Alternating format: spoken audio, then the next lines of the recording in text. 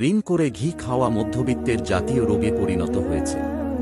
আপনার নতুন ফোনের মাসিক কিস্তি এমআই দেওয়ার তারিখ আসলেই কি বুকের ভেতরটা ধড়াস করে ওঠে। পাশের বাসার ভাবির নতুন নেকলেস দেখে আপনার স্ত্রীর দীর্ঘশ্বাস কি কানে বাজে। বাচ্চার স্কুলের বাড়তি ফি জোগাতে গিয়ে মাস শেষ হওয়ার আগেই পকেট খালি। যদি এই প্রশ্নগুলোর উত্তরে আপনার মাথা হ্যাঁ সূচক নড়ে, তাহলে আপনাকে স্বাগতম। আপনি এক গভীর চোরাবালিতে দাঁড়িয়ে আছেন, যা আপনাকে একটু একটু করে নিচের দিকে টেনে নিচ্ছে। কি হলো?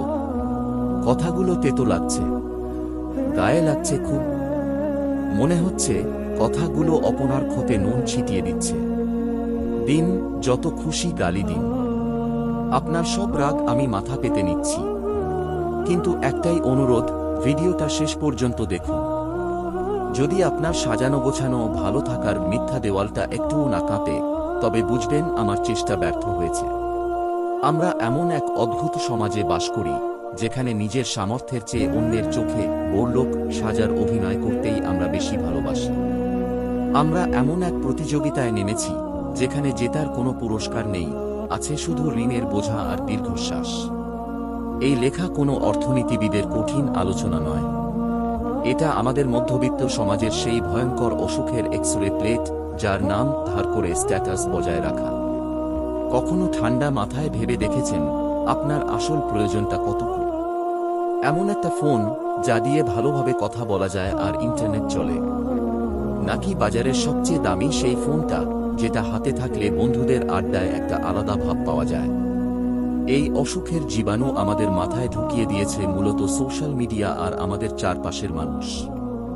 ফেসবুক বা ইনস্টাগ্রাম খুললেই দেখবেন কেউ দামি রেস্তোরাঁয় খাচ্ছে, কেউ বিদেশে ঘুরতে গেছে, কেউ নতুন গাড়ি কিনে ছবি পোস্ট করছে।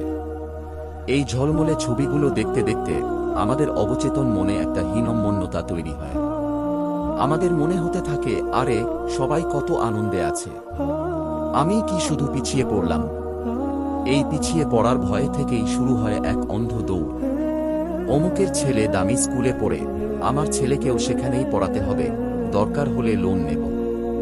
অমুকের বউ প্রতি ঈদে নতুন ডিজাইনের শাড়ি কেনে, আমার বুকে এর চেয়েও ভালোটা কিনে দিতে হবে, ক্রেডিট কার্ড তো আছেই। এই দেখাতেই হবের নেশা যে কোনো মাদকের চেয়েও ভয়ঙ্কর। আর এই নেশার আগুনে